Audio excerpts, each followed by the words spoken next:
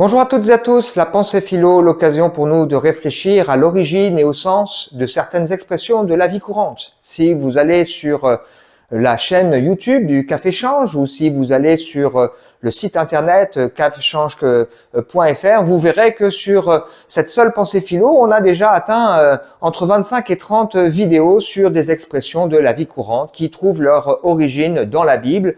On va des jérémiades à crier sur tous les toits, qui va à la chasse perd sa place ou à chaque jour suffit sa peine et bien d'autres encore. Alors aujourd'hui, j'aimerais nous faire réfléchir autour de cette expression, le baiser de Judas, ou une expression pas très jolie, baiser quelqu'un. Alors on va parler du baiser de Judas pour évoquer une personne qui semble être un ami proche, qui semble être un intime et qui va nous trahir. Ou on va utiliser cette expression, baiser quelqu'un, pour évoquer quelqu'un qui aurait prémédité, qui aurait réfléchi à son coup pour pouvoir vraiment coincer, mettre dans l'embarras quelqu'un d'une manière particulière et s'y prendre d'une manière où on s'y attend pas. Baiser quelqu'un, baiser de Judas. D'où vient cette expression? Alors évidemment, le mot Judas évoque pour chacun, je pense, le disciple de Jésus. C'est vrai que Judas fait partie de ces 12 personnes que Jésus a choisi pour l'accompagner pendant son pèlerinage d'un peu plus de 3 ans sur terre. Et on sait que Judas, quand on lit les évangiles, Jésus lui avait confié la gestion de la bourse et que Judas était quelqu'un qui était voleur. Jésus le savait et il a laissé faire les choses. Et il s'est en particulier offusqué lorsque, à un moment donné, une femme va répandre un parfum d'un grand prix sur Jésus comme un signe de dévotion et d'amour, et il manifestera qu'il sera choqué, comme si on pouvait mieux utiliser ce moyen et cet argent. Alors, d'où vient cette fameuse expression, le baiser de Judas? La Bible nous explique que assez rapidement, les religieux de l'époque de Jésus ont cherché un moyen de coincer Jésus, de l'arrêter, de le livrer. Ils vont envoyer par moments des huissiers pour essayer de le surprendre par certaines de ses paroles, et ces huissiers reviendront vers les religieux en disant « mais jamais homme n'a parlé comme cet homme ».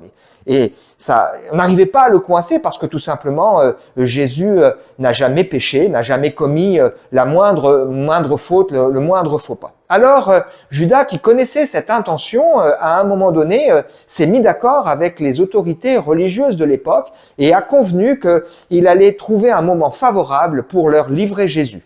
Ils ont convenu ensemble de 30 pièces d'argent, qui en particulier est le prix d'un esclave, ce qui d'ailleurs avait été annoncé dans l'Ancien Testament, première partie de la Bible.